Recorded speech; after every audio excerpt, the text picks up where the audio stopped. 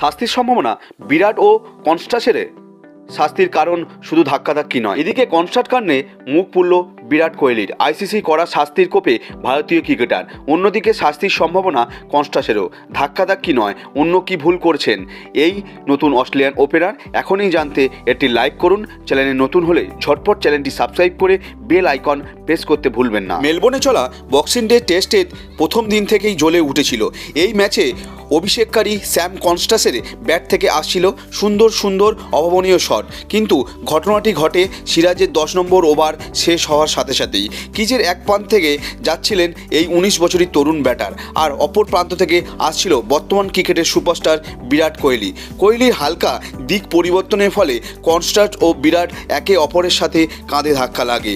তারপর দুজনের মধ্যে কিছুটা বাকযুদ্ধও হয়। এই ঘটনা মাঠের বাইরে সুদূর প্রসারী প্রভাব ফেলে।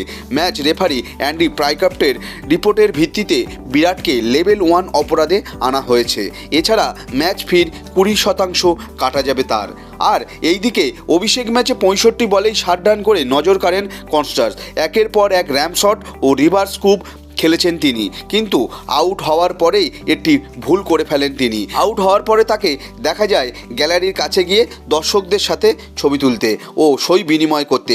এখানেই ভুল কনস্টাসের। আইসিসির নিয়ম অনুযায়ী অ্যান্টি করাপশন ম্যানেজার বা দুর্নীতি দমন অধিকারিকের অনুমতি নিতে হবে তাকে।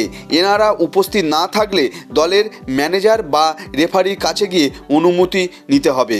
এই কাজে কনস্টাস আইসিসির নিয়ম লঙ্ঘন করেছে এবং তার আর্থিক শাস্তি দেওয়া হতে পারে।